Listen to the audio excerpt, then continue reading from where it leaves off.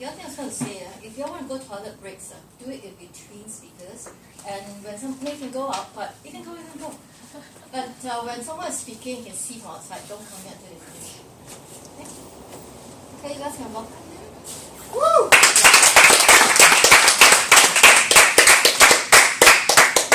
Good morning, everyone. I'm Tze Kai, and I would like to give this speech today in support of Barack Obama's recent forward movement to launch a military strike on Bashar al-Assad's forces in Syria, which was widely publicized across top news sites such as BBC and CNN.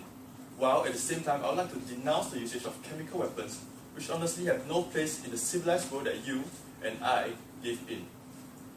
In response to rebel actions in his country, Bashar al-Assad made the decision to unleash chemical weapons on citizens known to be in support of these rebels.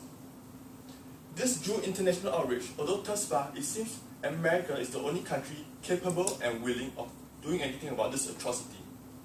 However, the world, and indeed America herself, are split into two halves, and those who are in favor of this decision to punish Assad have slammed those in favor of embracing war. Protests are being made to beseech Obama not to allow another Iraq or Afghanistan to occur. But it will not be another Iraq or Afghanistan. Mr. Obama has assured the world of this. In his words, any actions we take would be limited both in time and scope, designed purely to deter the Syrian government from gassing its own people again. A strong argument against the decision to launch a military strike on Syria is the fresh memory of the recent 12 years of war in Afghanistan, as well as the even more recent war in Iraq. However, if we are to trust in Mr. Obama's promises that no troops will be committed to fight in Syria, surely the decision must be obvious. If we are able to dissuade Assad and like-minded dictators like him from unleashing the terror of chemical weapons at will, the benefits of launching such a strike will far outweigh the cost of taking such an action.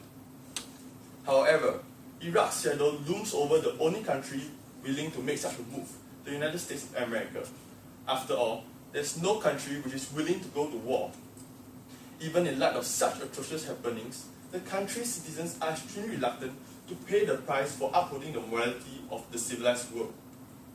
This is reflected in the recent vote to authorize US military operations in Syria, which only barely went through by a margin of 10-7. Yes, war is terrible. War should always be the last resort. But in some cases, there are some situations where it is inescapable, where deterrence must be made to ensure that horrible events do not happen.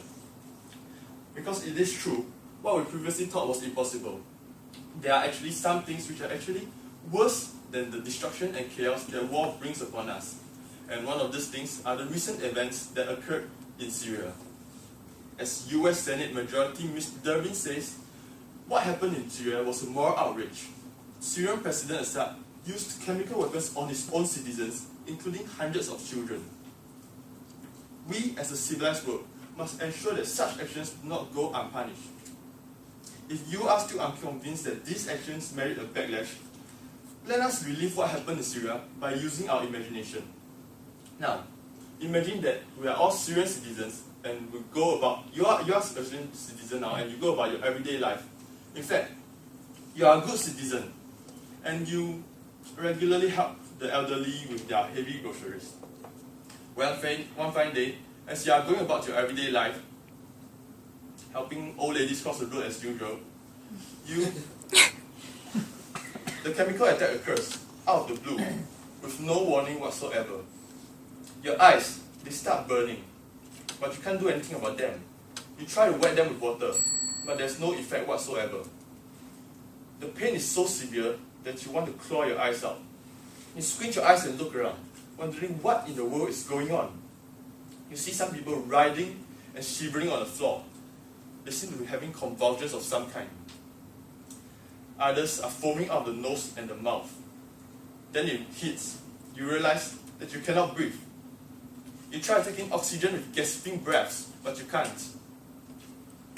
Then, at this point,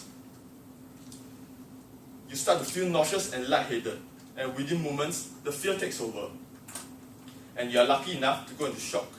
Some others aren't quite so fortunate. Nobody deserves this kind of terror and trauma, much less innocent citizens, women and children. And this is a physical pain alone. I cannot even begin to imagine or describe the kind of emotional pain a parent must feel to see their children going through this kind of emotional suffering.